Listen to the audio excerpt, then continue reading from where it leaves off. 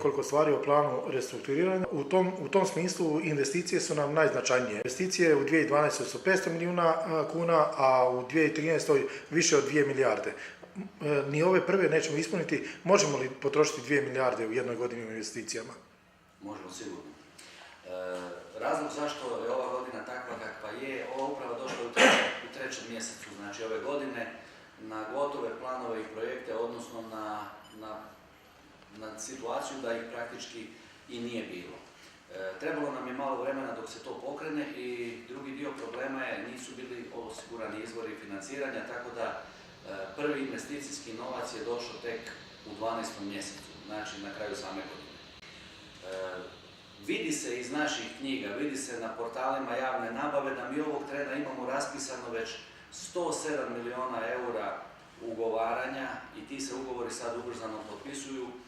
Jučer je na upravi donijet plan poslovanja, danas će ga potvrditi nadzorni odbor, tako da ćemo mi za razliku od proteklih godina u sljedeću godinu ući sa donešenim planom poslovanja i od prvih dana nove godine moći krenuti sa svojim radovima. Tako da uopće ne sumnjam da ćemo mi moći odraditi te investicije. Sad kad je riječ o izmjenama u projektu restrukturiranja. Svi pratimo šta se zbiva i vidjeli smo da su nam kreditne agencije smanjile kreditni rejting i da se država našla u jednoj vrlo nezavidnoj situaciji. To je jedan razlog zašto smo mi išli na izmjenu projekta restrukturiranja, iz razloga što nam sam postupak javne nabave i mnogobrojne žalbe na državnim komisijama otežavaju mogućnost provođenja samih investicija i izvedbe projekata. Šta ćemo napraviti? Napravit ćemo to da ćemo sva naša društva koja su trenutno vani objediniti u jedno, da ćemo dodatno izdvojiti poslovni centar građenja i pripojiti tom društvu i stvoriti jednu jaku građevinsku firmu s kojom ćemo moći direktno ugovarati poslove po članku 115 zakona o javnoj nabavi. Znači, s obzirom da je to naše društvo, onda ćemo mu moći direktno davati poslove i na taj način ćemo biti brži i ekspeditivni u izvođenju radova. Zašto ste povukli prijedlog stečaja za društvo Remont i održavanje pruga? Povukli smo iz razloga, prije svega zato što je velik dio njihovih gubitaka mogao biti pokriven na način da su oni veliki dužnici putničkom prometu i Cargu, a Cargo i putnički su veliki dužnici infrastrukturi. Tako da smo uspjeli između sebe iskompenzirati sve te gubitke, odnosno dubioze koje je imao Remont, i onda nam je postupak njihovog pridruživanja pružnim građevinama puno kvalitetnije rješenje da ne bi došlo do bilo kakvog zastoja u radovima. Upravo iz razloga kojeg sam rekao malo prije. Znači, mi želimo od prvih dana nove godine biti vrlo intenzivno u građevinskim radovima i na taj način ćemo ljudima u remontu osigurati sigurne plaće, a njima osigurati i sigurne radove zato što imamo namjeru raditi Dalmaciju gdje se može bez problema raditi i zimi. Donosite odluku o podjeli željezničkog ugostiteljstva i izdvajanju dijelova, 3 dijela, a ostatak ćete pripojiti HŽ infrastrukturi. Koje efekte od te odluke očekujete? Prije svega, mi smo državna firma, a ugostiteljstvo znači u našem 100% vlasništvu. To nije naš core biznis, ugostiteljstvo je društvo koje zadnje godinu, 2 dana posluje otprilike oko pozitivne nule uz izuzetne napore, ali i dalje vuče velike gubitke. Mi sve ono što nama nije core biznis nećemo raditi i nastojat ćemo to privatizirati, tako da i ugostiteljstvo, država je našla jedno rješenje gdje njoj ta 2 hotela izuzetno trebaju i oni prelaze u vlasništvo Ministarstva unutarnjih poslova skupa sa svima zaposlenima i Ministarstvo unutarnjih poslova tim ljudima garantira i dalje zaposlenost. Jedan dio ugostiteljstva, znači oko 30 ljudi Croatia Expressa, se pripaja putničkoj liniji, što je i jedan prirodni slijed iz razloga što oni i onako obavljaju usluge za njih, znači prodaja karata, to je jedna agencijska usluga. I onaj manji dio ljudi koji preostaje, pripojit će se HŽ infrastrukturi. Znači nikomu nije upitno njegovo radno mjesto, tehnološkog viška biti će kao što ima i u Matici, kad je riječ o samim ljudima. Dio ljudi naći će svoje mjesto pod suncem i u infrastrukturi, a imovina i onako, kažem, koja je minimalna i koje nema, pripojit će se infrastrukturi. Koliko će radnika otići iz HŽ Infre izdvajanjem djelatnosti poslovnog centra održavanja i građenja pruga? To nam je sad teško pretpostaviti, ali otprilike računamo na 600-700 ljudi, znači, koji će otići iz infrastrukture, a to je dio posla koji ćemo odrađivati u prvom mjesecu. Znači, poslovni centar je formiran sa namjerom da se bavi isključivo i građevinskim poslovima, da bude operativan prije svega, spajanjem sa ovim dijelom društava koja su izvan firme. To će postati stvarno jedno jako željezničko građevinsko poduzeće koje će moći biti konkurentno na tržištu. Da li će se dogoditi najavljeni među nama u razgovoru prelazak manevrista ili manevre u infrastrukturu u tehničkim kolodvorima, konkretno Rijeka Brajdica i ova dva koje smo spominjali prije? Da, sigurno. A ako se i ne desi sad u ovoj sistematizaciji i organizaciji, vi ste imali prilike vidjeti da mi vrlo intenzivno radimo na tome i da praktički svaka 2-3 mjeseca donosimo novu organizaciju i sistematizaciju iz razloga što se želimo prilagoditi uvjetima na tržištu. Vrlo pažljivo pratimo što se zbiva sa našim Cargom i očekuje se, vlada je donijela odluku, ministar dobio ovlasti, znači da se krene u privatizaciju Carga. U trenutku privatizacije Carga mi ćemo biti spremni da profunkcioniramo sa svojim tehničkim kolodvorima. Vi ste dobro spomenuli, znači prije svega riječ je o Rijeci, riječ je o Zagrebu, riječ je o Vinkovcima, znači u prvom koraku. Da li ćemo imati potrebe za još nekim tehničkim kolodvorom, to ćemo procijeniti, ali mi želimo u tim kolodvorima gdje očekujemo najintenzivniji rad pružiti punu uslugu. Ima li smisla da se ukida manevra u Moravicama, a naši radnici postaju višak, a istovremeno u Šapjanama gdje naši radnici obavljaju poslove izmjene lokomotiva, Cargo dolazi sa svojim osobljem? Može li se tu očekivati nekakav konkretni nastup HŽ Infrastrukture u zaštiti svojih interesa? Prije svega, kad je riječ o Moravicama, ima smisla. Znači, sustav elektrovuče koji je izmijenjen na dionici od Moravica do Rijeke i dalje do Šapjana, davno u vrijeme kad je došao do Moravica uvjetovao je da se tamo radila jedna specifična operacija izmjene lokomotiva radi dva sustava elektrovuče i to je bio osnovni razlog postojanja manevre, ali i velikog obima ljudi po svim osnovama.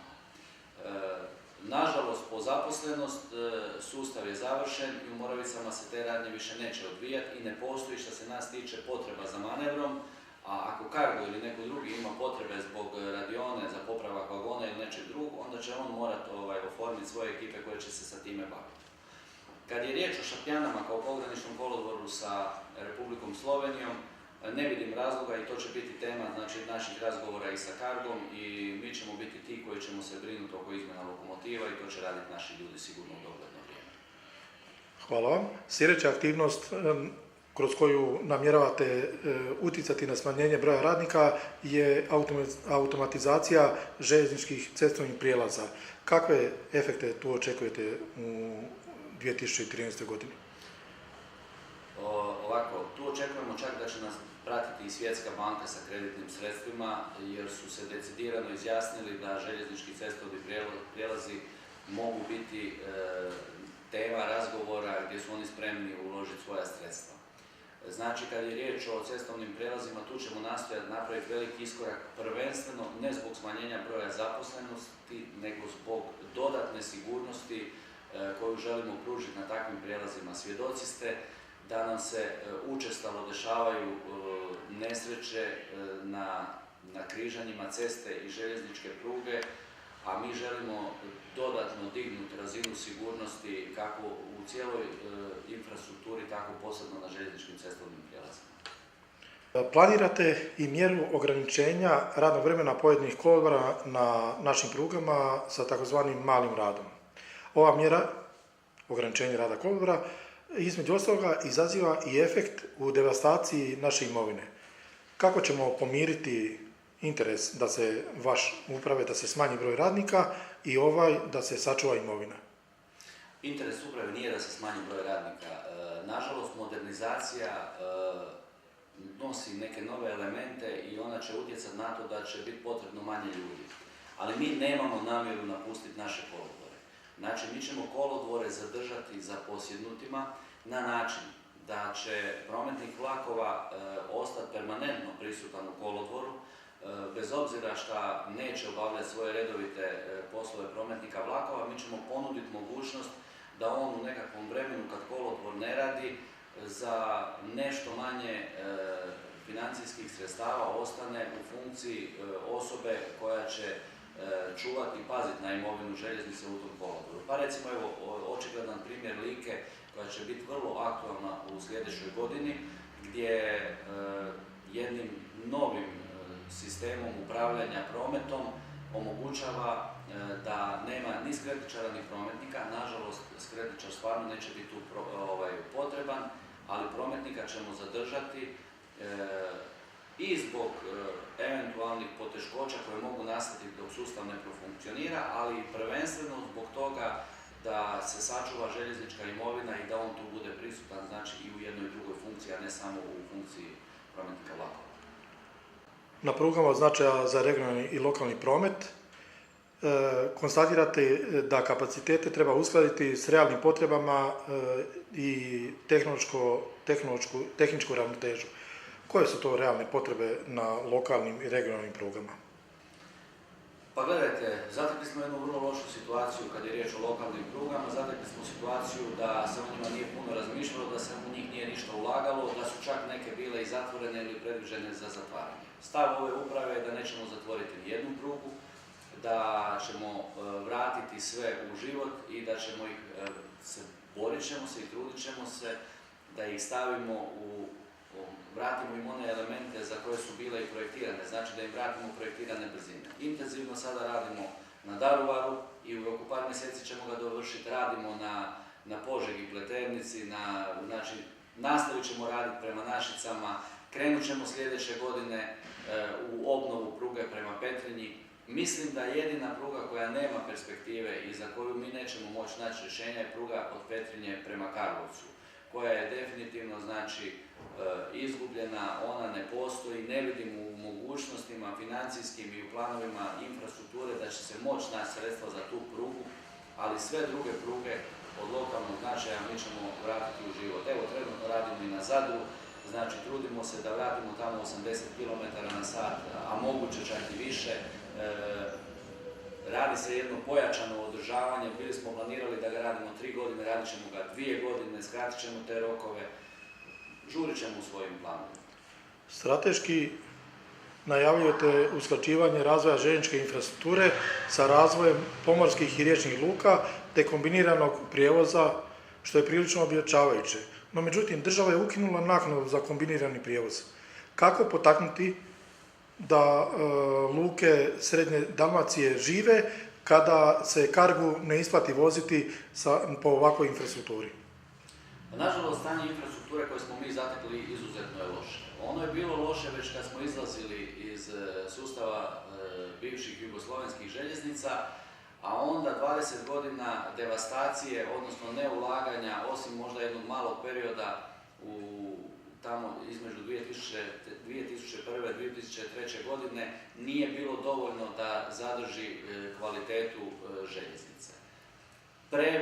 Previše je onoga gdje bi se trebalo investirati i nemoguće će biti u kratkom roku vratiti sve u život. Kad je riječ o morskim lukama, Republika Hrvatska prije svega težište daje na 2 luke, to su luke Ploče i Rijeka. Znači Ploče na 5. koridoru, na ogranku 5C koridora koje servisira kompletnu Republiku Bosnu i Hercegovinu, pa dalje onda i srednju Europu. I Rijeka, koja ima fantastične predispozicije i koja je luka broj 1 u planovima ove vlade, su i ono čim će se željeznica baviti. Nažalost, Dalmacija i dalmatinske luke, kad je riječ o Šibeniku i Zadru, bez elektrifikacije postojeće pruge neće biti konkurentne i tu će biti veliko pitanje kad će se iznaći sredstva da se i ta pruga elektrificira. Kako mislite strateški povećati ulogu željeznice u prigradskom i gradskom prometu u Hrvatskoj? Pa to je vrlo jednostavno. Planovi su, kad je riječ o čvoru Zagreb, da je on jedan od prioriteta. Kad pričamo o prigradskom prometu, onda Zagreb je sigurno taj gdje se mogu polučiti najveći efekti, odnosno oni su prisutni i danas, a mi ćemo sa izgradnjom i uređenjem niza novih stajališta poboljšati svoju kvalitetu. Nadalje, napravit će se projekt 4-kolosiječne željeznice na dionici od Savskog Marofa do Dugog Sela, koji bi riješio velik dio tog problema. Kad je riječ o čvoru Zagreb, napravit će se nova pruga do Samobora, napravit će se nova pruga do novog aerodroma u Zagrebu. Obnavljat će se jako puno toga i putnici će imati bolju uslugu, a samim dolaskom novih vlakova koji su trenutno u natječaju raspisani, znači ispred putničke linije, kvaliteta prijevoza bit će puno efikasnija. S druge strane, vrlo intenzivno krećemo u izgradnju drugog kolosijeka i novog kolodvora u Rijeci, znači na potezu od Šapjana državne granice sa Slovenijom pa do Škrljeva, koja je izuzetno interesna za prigradski promet grada Rijeke. Tako da radit ćemo znači u svim većim gradovima, a putnička služba sa novim vlakovima može pružiti bolju uslugu i mislim da će se tu efekti vrlo brzo osjetiti. Informatizacija željezničkog infrastrukturnog sustava. Pa najprije slijedi dimenzioniranje šta je to željeznički prije svega sustav. Desile su se velike promjene, nema više HŽ Holdinga, nema više vuče vlakova, operateri su postali zasebna poduzeća, dosad je infrastruktura pružala usluge svima, sada to više neće biti slučaj, znači povlačimo se u svoje okvire i pobrinut ćemo se prije svega znači da vidimo šta to nama treba, gdje smo locirani, koga ćemo informatizirati i kako ćemo se povezivati. Tu slijede isto tako veliki iskoraci. U svakom slučaju prije svega država ide u smjeru da objedini svu optiku u državnim poduzećima, tako da se može očekivati u prvim mjesecima sljedeće godine da će odašiljači i veze početi upravljati optikom. Normalno da mi i dalje zadržavamo pravo i na njeno korištenje i na njeno vlasništvo, ali znači tu se zbivaju velike promjene. Tužbe radnika za naplatu prema presudi Županijskog suda. Nedavno ste se obratili radnicima s priopćenjem. Koje efekte očekujete od tog priopćenja? Mi prema svojim radnicima nemamo nikakvih tajni. Zatekli smo jednu izuzetno tešku situaciju da je netko propustio potpisati aneks ugovora ili nije smatrao to potrebnim, a istovremeno nije izvršio isplatu prema obavezama koje je preuzeo kroz kolektivni ugovor. Govorimo o 6% povećanja, znači i o aneksu koji je trebao biti potpisan. Došli smo ovdje i zatekli situaciju da je taj sudski spor već drugostupanjskom presudom izgubljen. Jedino što smo mogli, to smo i učinili, da ga uputimo na reviziju Vrhovnom sudu. Znači da vidimo i onu zadnju instancu i mišljenje kako će Vrhovni sud o tom odlučiti. Činjenica je da je izgubljen spor čija vrijednost je po našim procjenama oko 170 milijuna kuna. Niti državni proračun, niti HŽ infrastruktura tih sredstava nema. Temeljni kapital infrastrukture se kreće oko 220 milijuna kuna i naplata 170 milijuna kuna, odnosno 176, moglo bi dovesti čak do stečajnog postupka u HŽ infrastrukturi.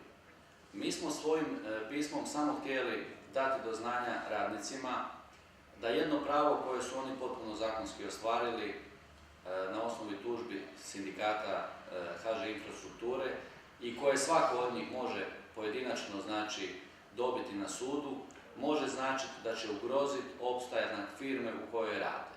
Nije bila nikakva druga namjera, samo smo željeli informirati da sami sebe svojim postupcima možemo dovesti u jednu izuzetno tešku situaciju iz razloga što je situacija, kažem, i u državi i u HŽ infrastrukturi toliko teška da je nemoguće stvoriti toliko masu novaca, a da ona ne izazove potres u funkcioniranju firme.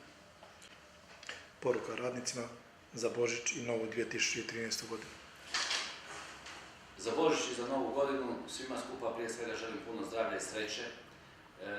Želim im puno uspjeha kako infrastrukturi kao firmi, tako i njima na njihovom radnom mjestu.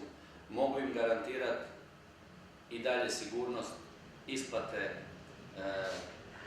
zarađenih plaća i isto tako živjeti u nadi da će se nastaviti ovaj pozitivan trend kad je riječ o razmišljanjima u resornom ministarstvu i u Vladi Republike Hrvatske i ovoj velikoj pomoći i podršci koju imamo od njih. Neka vam je sretna i uspješna nova 2013. godina.